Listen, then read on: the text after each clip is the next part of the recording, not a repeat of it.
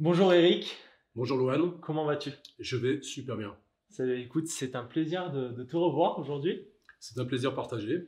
Aujourd'hui, nous allons parler d'un tournant dans ta vie, tournant qui t'a mené sur un certain chemin, au détour duquel tu vas faire une halte dans les studios d'Hollywood. Donc, la question qu'on se pose tous, du coup, quelle est cette expérience qui t'a fait prendre ce tournant dans ta vie? Cette expérience, vous la connaissez tous, c'est une détention pendant pratiquement 7 mois dans la prison de Corba, pour une affaire incroyable qui m'est arrivée dans la vie, où la justice aujourd'hui fait son travail, le temps fait son travail, et les choses de la vie font le leur, puisque ma vie a complètement changé. Donc Eric, avais-tu une idée, une pensée qui te permettait chaque jour de continuer à te battre? Le 12 avril, je suis rentré en prison le 11, le 12 avril, j'ai récupéré un bout de papier, un stylo, et j'ai écrit sur une feuille blanche un texte d'une trentaine de lignes qui correspondait à mon état d'esprit, parce que je ne savais pas où j'allais, où je rentrais, comment ça allait se passer. J'étais vraiment dans l'inconnu. Et j'ai écrit où je me parlais à moi-même, en fait, à l'homme que je serai dans une semaine, dans 15 jours, dans 3 semaines, en me disant, n'oublie jamais quand tu iras pas bien, quand tu auras des doutes, etc. Relis un petit peu cette page pour essayer de repuiser l'énergie des mots, repuiser l'énergie de mon état d'esprit de combattant. Et d'ailleurs, ce texte, vous le retrouverez dans un livre que je suis en train d'écrire, que je sortirai probablement au printemps, où j'ai mis ce texte dans mon livre, déjà pour qu'on voit que mes dires sont réels et sont vrais. Bien sûr. Et pour dire que des fois, c'est des simples petites choses qui émanent de soi-même qui nous permettent d'aider à passer certaines barrières, certaines difficultés, et qu'au lieu d'aller chercher des fois de l'aide à l'extérieur, il est bon de puiser à l'intérieur de soi pour pouvoir trouver les solutions qui correspondent à ce que l'on est. Et donc, quel mot définirait le mieux cette expérience pour toi? C'est le mot connaissance, puisque quelque part, j'ai amélioré ma connaissance d'un monde dans lequel je vis, mais que je ne connaissais pas, le milieu carcéral, je ne connaissais pas du tout ce milieu. J'ai amélioré ma connaissance aussi des gens qui vivent dans ce monde carcéral, que ce soit du côté des matons, de l'administration, etc., que ce soit du côté des détenus qui viennent de tout horizon, etc. Donc j'ai amélioré aussi ma connaissance. J'ai amélioré aussi la connaissance sur moi-même, parce que j'avais jamais été dans ce genre de situation. Bien sûr. Et en fait, si tu veux, c'est vraiment ce mot connaissance qui me conforte dans ma conviction que la connaissance est essentielle pour qu'un monde fonctionne bien, et que cette connaissance, elle permet d'avoir une ouverture d'esprit qui nous permet d'aborder les difficultés de la vie d'une manière beaucoup plus positive, beaucoup plus combative dans le bon sens du terme, et d'une manière beaucoup plus fraternelle. Donc maintenant, nous allons accueillir Younes, Oui, co-détenu. exactement. On va lui poser quelques questions pour voir quelle a été sa vision des choses en prison avec toi. Ok. Bonjour, bonjour. Bonjour Younes. Salut les gars. Quelle a été ta première impression lorsque tu as vu Eric arriver? Il était déjà dans une cellule. Je suis resté 3 semaines avec un copilote. Ils m'ont changé parce que il était en condamné. Donc ils m'ont mis avec Eric en mandat de dépôt. Donc je suis parti dans sa cellule. Avant d'ouvrir sa cellule, j'ai regardé dans l'œilleton, le petit trou là. Et j'ai vu c'était un vieux. Je me suis dit, ah putain, un vieux et tout, vous me mettez avec un vieux. Donc j'ai dit, comment ça se fait et tout, vous me mettez avec un ancien, parce qu'on n'a pas le même âge, moi et lui. Pourquoi vous me mettez avec lui? Je comprends pas. Tout ça, il me dit, ouais, mais tu sais, c'est comme ça, c'est pas autrement, tout ça. Je dis, bon, bah, après, il me dit, le mec, le matin, il a regardé l'œilleton, il a dit, mais tu connais pas et tout. Je dis, non, c'est qui? Je dis, c'est un mec, il fait du sport et tout, Eric Favre et tout. Je connaissais pas c'était qui. Je dis, bon, bah, attends, vas-y, on va rentrer. Et si ça se passe mal, je vais changer de copie. Là, j'ai dit, d'accord, je suis rentré, tout ça. Et on s'est directement bien apprécié, on a rigolé, on a parlé de sport. Il connaissait bien la culture du sport, de la boxe, de tout, un peu de tout. Donc moi, après ça, on a parlé, on connaissait des liens entre moi et lui, des gens de l'extérieur, tout ça. Donc après, franchement, c'était super, une belle relation entre moi et lui, copilote. Pendant 24 heures sur 24, on était tout le temps ensemble. Rien à dire, il sait ce qu'il fait, il réfléchit. C'est pas un gamin qui saute de partout comme moi que je fais le bordel. Alors justement, toi Eric, c'était quoi du coup ton impression lorsque tu as vu Younes pour la première fois? Tu sais, j'essaye de moi de pas trop me fier aux apparences. Je sais très bien que dans la situation où j'étais, j'allais pas me retrouver avec un mec comme moi, à échanger et parler de philosophie et parler des belles choses de la vie. Je savais très bien que j'allais me retrouver avec quelqu'un de forcément différent. Et quand j'ai vu Younes, au début, je me suis dit, ça va être une cata, un gamin qui saute dans tous les plats, qui gueule, qui... Et puis très rapidement, mais quand je te dis très rapidement, c'est pas au bout d'une semaine, c'est au bout d'une heure ou deux, j'ai compris que voilà, c'était un bon mec, qu'il fallait que je sois un dominant quand même là-dedans pour pouvoir l'aider de manière bienveillante, pour pouvoir justement l'aider à le canaliser pour que sa détention comme la mienne, c'est-à-dire notre détention, parce que là tu peux pas parler d'individualité, on est deux et on ne fait qu'un. C'est-à-dire qu'on mange ensemble, on douche dans la même chose, on va aux chiottes dans la même pièce, on est interdépendants à 100%, et il fallait que moi je fasse un pas vers lui aussi, parce qu'effectivement on a une différence d'âge, on a plus de 30 ans de différence d'âge, donc ça pourrait être mon fils, et quelque part c'est cette volonté, je l'ai pris comme ça en fait, je me suis dit tiens, tu as un garçon qui a 30 ans de moins qui pourrait être ton fils, comment tu te conduirais si c'était réellement ton fils? Donc je me suis conduit naturellement comme un père, être bienveillant et puis l'écouter, découvrir son univers et son monde pour pouvoir le respecter dans ce qu'il est. C'est pas de sa faute s'il a 30 ans de moins que moi. C'est pas de sa faute, voilà. Donc voilà, et qu'on se respecte tous les deux pour qui on est. Comment s'est passée votre détention pendant 6 mois en cohabitation 24 heures sur 24? La cohabitation pendant 24 heures sur 24, c'était un enfer parce qu'on arrivait à l'été. Et l'été, il faisait 40 degrés. Avec 4 ventilos, c'était galère. Ça suffisait pas, on transpirait. Des douches, 2-3 fois par jour, on faisait des douches. On faisait des bains de douche. Et en plus, moi, je faisais le ramadan. Donc le ramadan, il était là, je l'ai fait tout le mois du ramadan. Je faisais mon sport pendant le ramadan. Il respectait mon ramadan, il respectait ma culture et je respectais la sienne parce que lui, il ramenait un prêtre dans la chambre on parlait avec lui, on dialoguait des religions, c'était ça qui n'était pas bien, ça avec... Je respectais, donc j'écoutais, il m'écoutait. Moi, je mangeais à mes heures, lui, il respectait, il ne mangeait pas devant moi, tranquillement, il faisait ses trucs, moi, je faisais mes trucs et tout allait bien, on rigolait, on s'entendait super bien. On faisait des siestes, on tuait le temps, en jouant des cartes, aux cartes...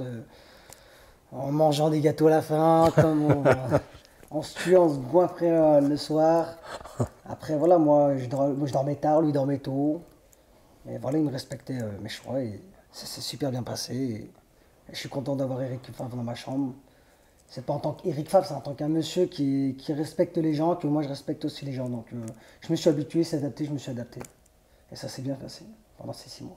Comment s'est déroulé votre quotidien? Ma perception, si tu veux, de cette cohabitation pendant ces mois, ça a été quelque chose pour moi de très sincèrement très enrichissant. On a partagé la musique, parlé des groupes de rap marseillais, de la musique qu'ils écoutent là-bas, etc.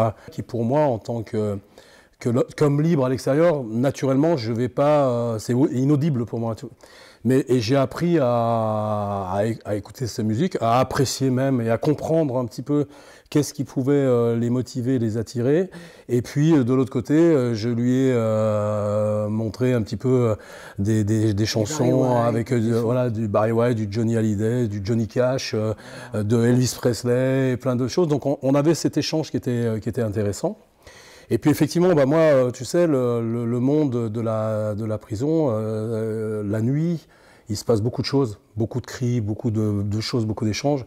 Donc moi, j'avais pris une discipline très, très simple, c'est à 23h, je prenais les boules caisses, je les mettais dans mes oreilles, et je rentrais dans mon monde de quiétude, de rêve, de spiritualité, pendant que Younes, lui, vaquait à ses occupations de gamin. C'était de faire ce qu'il avait à faire, de voir ce qu'il avait envie de voir, et puis de vivre. Voilà. Et donc on était arrivé à trouver une bonne cohabitation, où chacun, à un moment donné, respectait le monde de l'autre.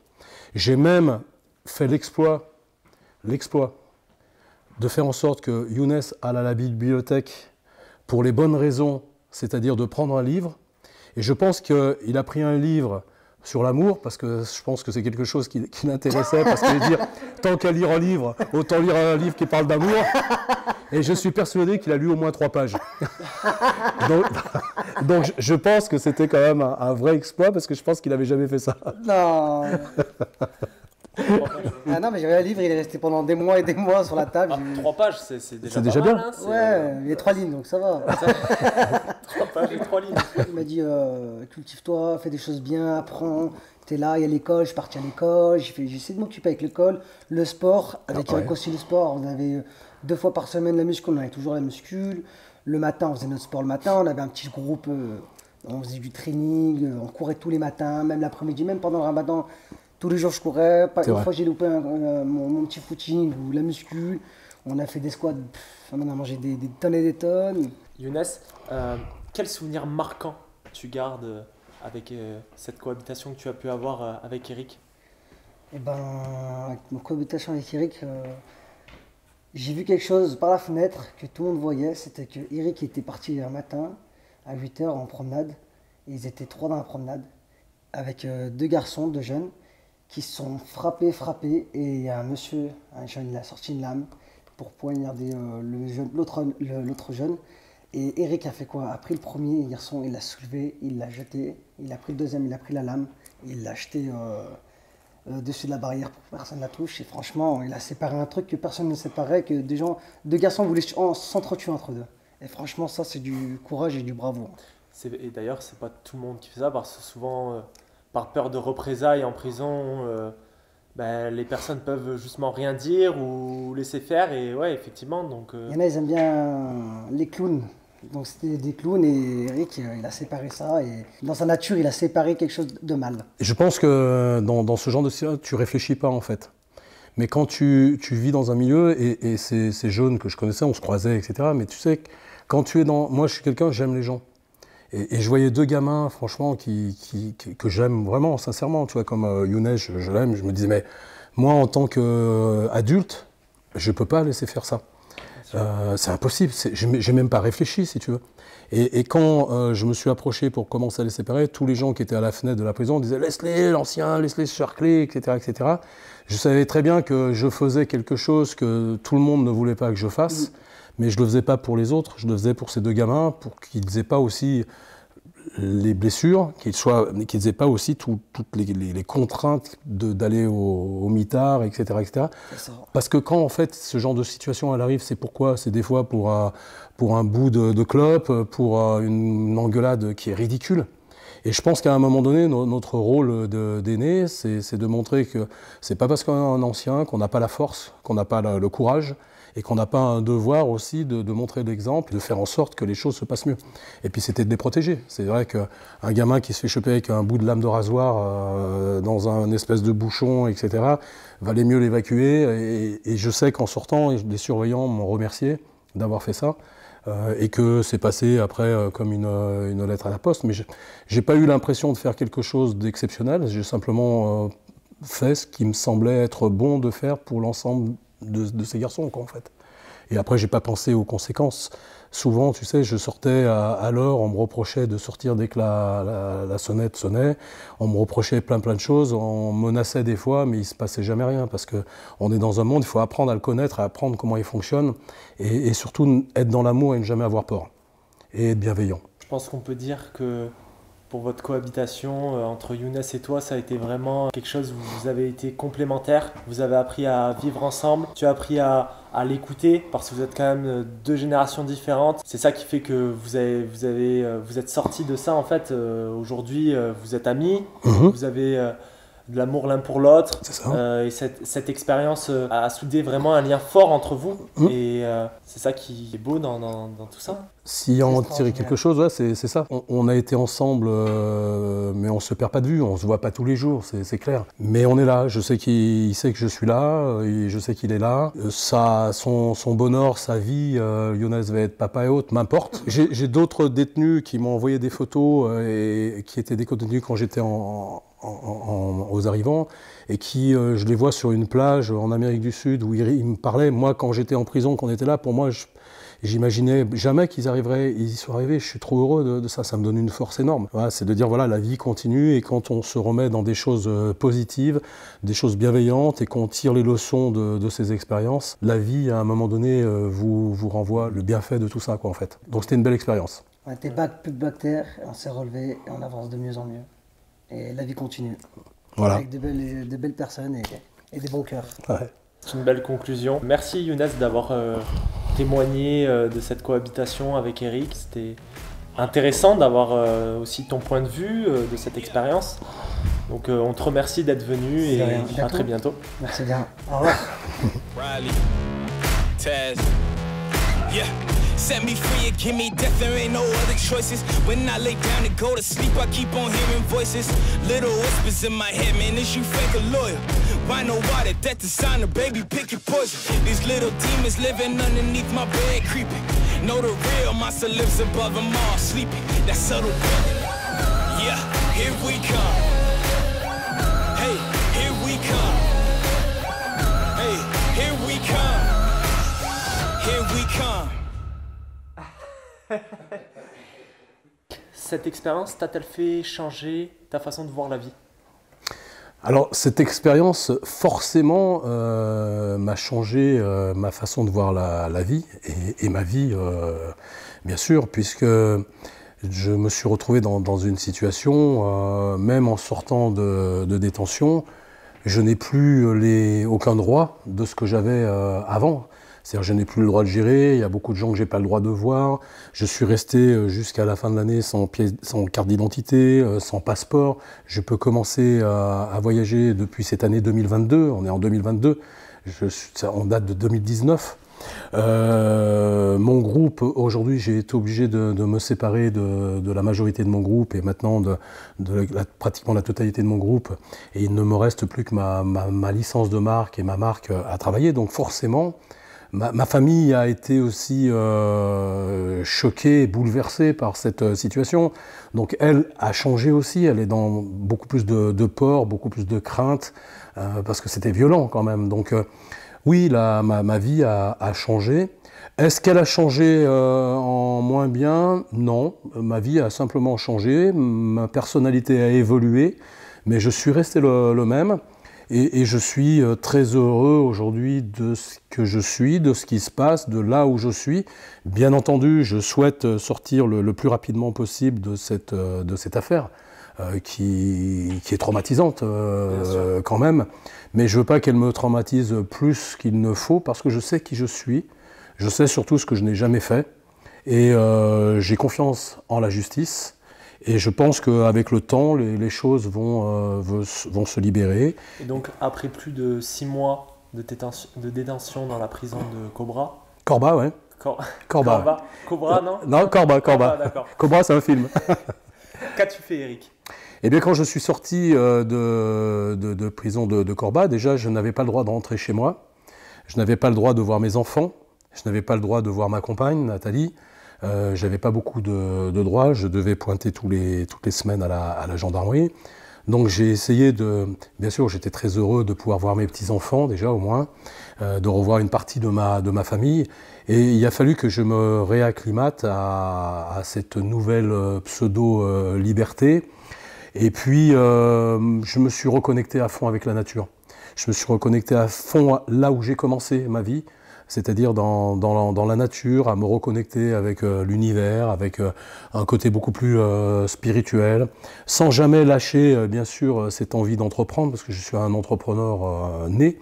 Et j'ai commencé à regarder comment je pourrais continuer à évoluer, à entreprendre dans le milieu où on m'a mis, c'est-à-dire qu'avec mes limitations, mais savoir comment j'allais pouvoir continuer à entreprendre dans ce milieu et continuer à faire des belles choses, des grandes choses et faire ce que j'ai envie et de continuer à partager et à créer et à développer. Ça suscite cette question, sur quoi travailles-tu depuis ta sortie? Alors je travaille sur beaucoup de choses, donc je travaille j'ai lancé une bière au printemps 2021, une bière, la bière Courage, la bière bio, que tu as vu au comptoir de Philomène, on en reparlera peut-être après.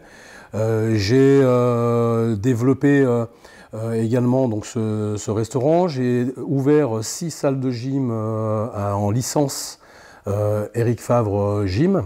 Donc je me concentre aujourd'hui sur le développement de ma marque à travers des salles de gym. Je vais préparer du textile, relancer du matériel de fitness, mais du petit matériel. Je ne vais pas refaire le gros matériel parce que j'ai fait un accord aujourd'hui avec la société Panata et il y en aura d'autres dans l'avenir. Et je vais continuer à me développer dans le milieu du fitness. Je me suis retiré du groupe sur tout ce qui est nutrition, complément alimentaire, mais je continue à communiquer, à supporter bien sûr le groupe, puisqu'aujourd'hui j'ai une licence de marque entre moi et le groupe, et je vais continuer. En fait, mon travail, si tu veux, pour résumer aujourd'hui, c'est de communiquer sur ce que je suis, c'est d'être moi, et de faire en sorte, j'espère, en tous les cas, j'espère, d'être un peu inspirant pour des jeunes comme toi, on en avait parlé, ou plein d'autres, qui à un moment donné aimeraient bien, mais les modèles qu'ils ont, le système qu'ils ont, c'est pas toujours très encourageant. Et leur montrer que avec de la volonté, avec du travail, avec du courage, avec de l'amour, avec des vraies valeurs, pas toujours le côté technocrate, le profit, la rentabilité, les trucs structurés, organisés, normés, etc.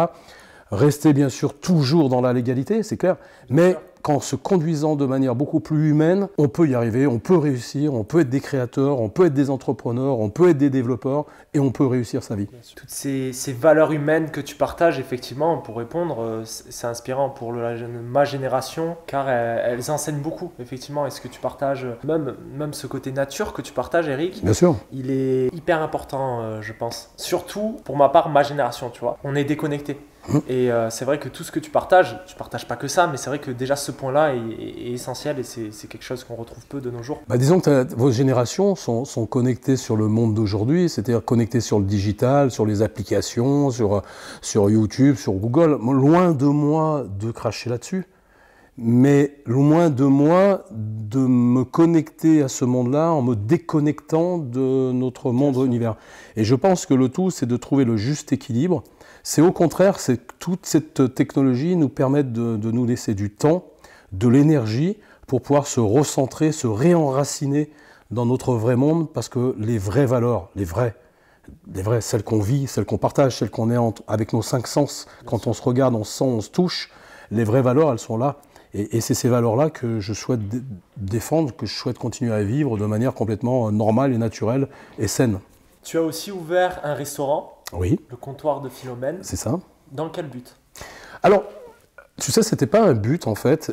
Quand je suis sorti de détention, je tournais un petit peu en rond. J'ai eu la chance de pouvoir récupérer des royalties que me devait le groupe, à mon groupe, un holding. Je n'ai pas voulu prendre d'argent perso spécialement et autres parce que je suis pas, contrairement à ce que les gens pensent, etc., je suis pas un grand consommateur et un gros à dépenser de l'argent, à avoir des maisons à droite, c'est pas mon truc. Moi, je suis un entrepreneur et j'aime investir. Et tu sais que j'aime le milieu rural. Mon laboratoire Les Trois Chênes est en milieu rural. J'ai toujours eu l'honneur et l'envie de défendre le milieu rural parce que je sais que c'est dans ces milieux ruraux où des fois il y a des difficultés de trouver du boulot, il y a des activités, etc. Et j'ai eu l'occasion, donc, dans la Drôme, d'avoir l'opportunité de racheter une petite affaire. Et j'y ai mis mon cœur, j'y ai mis mes moyens pour pouvoir ouvrir en juin 2021 le comptoir de Philomène qui est en fait le comptoir de Philomène Philomène, c'est la cloche de l'église de la chapelle Saint-Thomas où je participe à l'association Philomène pour la rénovation de cette chapelle qui était abandonnée. D'accord. Et j'ai trouvé que c'était quelque chose de bien ancré dans le terroir, au milieu de la nature, où il y a un vrai besoin pour les gens, les touristes, etc., de pouvoir trouver un endroit où ils peuvent se restaurer, etc. Et j'ai trouvé que l'idée pour le village de Saint-Nazaire-le-Désert était bénéfique. Aujourd'hui, peux-tu nous parler de tes futurs projets ? J'ai beaucoup de futurs projets. J'ai l'ouverture aujourd'hui, tu vois, aujourd'hui du premier Eric Favre Store à Paris, dans le 17e arrondissement, donc dans le quartier de Batignolles. Donc on ouvre le premier Eric Favre Store. Je l'ouvre avec Terry et Juba. Terry qui est le coach de Stomy Bugsy, qui ouvre ce premier shop. Et puis dans mes projets, j'ai le développement des Eric Favre Store, des Eric Favre Gym, surtout à l'international. Maintenant que je vais pouvoir bouger, je vais pouvoir redévelopper un petit peu ma licence de marque. J'ai des gros projets en Afrique. puisque nous sommes très présents au Sénégal. On a déjà 3 Eric Favre Store, on en a un au Nigeria, à Lagos, on est en train d'ouvrir en Nouvelle-Guinée, et on a des projets un petit peu de partout. Donc je vais continuer à développer ma licence de marque Eric Favre, continuer à développer cette légende personnelle autour de cette marque Eric Favre dans différents milieux, dans différents univers. Accessoirement, à côté de ça, j'ai eu l'opportunité d'être coopté pour un rôle dans un film à Hollywood. Donc c'est dingue. Dans un film d'action, donc à Hollywood, où j'aurai un petit rôle, une apparition, mais c'est exceptionnel à un moment donné. Maintenant que je récupère mes passeports et que je peux voyager, je vais voyager pas n'importe où, je vais aller dans les studios Hollywood pour pouvoir avoir un rôle. C'est magique. Et je vais tourner un film d'action avec Randy Couture. Donc je vais pouvoir participer à tout ça. J'espère d'ailleurs revoir Sylvester Stallone à cette occasion, puisqu'ils viennent juste de finir le dernier Expandable. Et puis retrouver un petit peu mon réseau d'amis, de connaissances, puisque j'ai beaucoup de projets pour continuer à développer ma marque également aux États-Unis et ailleurs. Et donc je vais dans ce film, je vais faire une apparition, et je vais faire d'ailleurs une apparition avec les barres, les haltères Eric Favre, où Randy Couture, dans le film, va s'entraîner avec des barres et des disques et des haltères Eric Favre. Incroyable. Voilà. Et donc, comment tu l'anticipes, cette expérience cinématographique? Tu sais, aujourd'hui, j'ai les pieds sur terre. Je suis comme un gamin, je suis heureux de vivre cette nouvelle expérience. Je m'attends à rien d'autre que de vivre cette expérience. Je sais très bien que je ne serai jamais un acteur de cinéma, c'est pas mon truc, je ne serai jamais le nouveau Brad Pitt ou le nouveau qui on veut. Oui, je l'aborde de manière extrêmement simple, extrêmement sincère, extrêmement authentique, et cette opportunité, je vais faire en sorte de la transformer au mieux. Et encore une fois, pour dire à des jeunes, de dire voilà, dans la vie, il y a toujours devant nous quelque chose d'extrêmement positif, mais il faut l'aborder simplement avec son cœur, avec du courage, avec du travail, etc. et essayer de transcender ces opportunités qu'on a dans la vie. Et donc, pourquoi ce revirement dans ta carrière Tu sais, pourquoi? Moi, c'est le genre de question de toute ma vie, même quand je me suis lancé dans les affaires, je ne me suis jamais posé de questions, mais vraiment. J'ai un objectif, je sais où je vais, je ne sais pas comment je vais y aller, mais je sais que je vais y aller. Et ce que je mets en état, en vibration, en mouvement, c'est toutes mes forces, toutes mes ressources, toute ma bienveillance, tout mon amour, toute mon ouverture pour capter tout ce que j'ai à capter. Et c'est pas moi qui décide, c'est la vie qui m'emmène là. Donc c'est un revirement, c'est comme si d'un moment le vent du nord ou le vent du sud soufflait et que je suis porté par ce vent, et à un moment donné, un nouveau vent passe et me met sur un autre chemin. C'est ni plus ni moins. Je n'ai pas choisi, j'ai simplement décidé que ce vent allait m'emmener là où je dois aller. Je ne retiens pas, je ne résiste pas donc, mais je me laisse porter par le vent de mon destin, par le vent de la vie. Et jusqu'à présent, si tu veux, en dehors de cette expérience de détention, et encore pour moi, si j'étais pas passé par là, on serait pas là en train de discuter, et je serais peut-être pas à Hollywood en train de faire un film. Donc j'ai confiance dans mon destin, dans l'univers, dans là où je dois aller. J'ai pas peur de parler à n'importe qui. En fait, je suis dénué de toute peur. Et ça m'ouvre beaucoup de portes. Et pourquoi pas la production d'un film qui retracerait ta vie? Et qui de mieux que toi pour jouer le rôle principal? J'aurais pas imaginé un jour pouvoir dire, bon, je vais faire un film, j'ai écrit un bouquin, je suis en train d'en écrire un autre, j'en ai écrit 10 autres sur la nutrition, la minceur et autres. Mais on m'a tellement répété que j'étais égocentrique, que j'étais machin, etc., que je n'avais même jamais osé, jusqu'à il y a quelque temps, me dire, demain, je peux faire un film ou un reportage sur ma propre vie, parce que j'ai pas eu l'impression que ma vie était si extraordinaire que ça.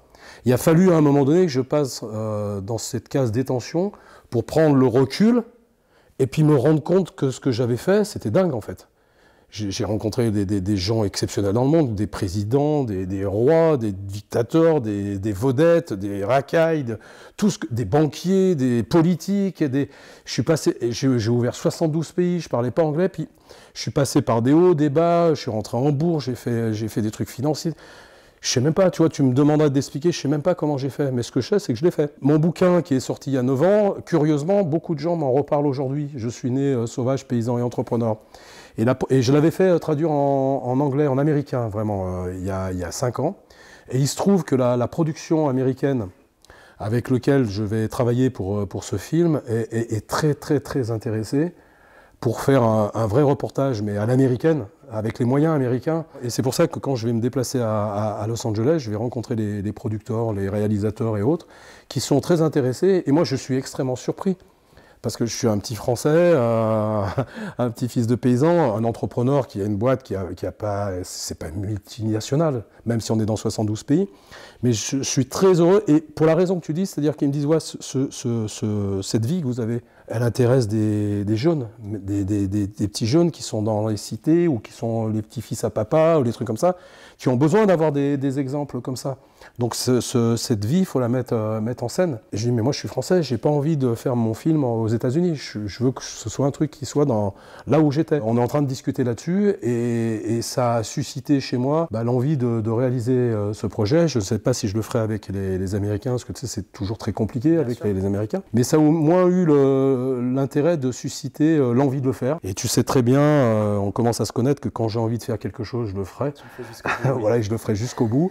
Et donc, c'est une motivation pour moi. Personnelle, parce que je me dis, c'est un moyen aussi à moi de transmettre à mes enfants, mes petits-enfants, et peut-être demain mes arrière-petits-enfants que je ne connaîtrai peut-être jamais de mon vivant, mais de retransmettre peut-être quelque chose de l'histoire de notre famille, et qui est quelque chose qui est très ancré en moi.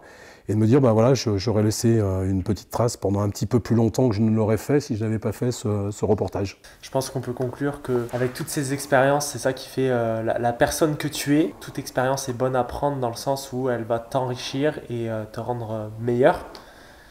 Et donc, merci Eric. C'est moi qui vous remercie de votre temps, de l'intérêt que vous apportez à ma vie en tous les cas. Et je vous souhaite longue vie et plein de succès. Mais je te souhaite aussi, Eric. Merci beaucoup. Merci.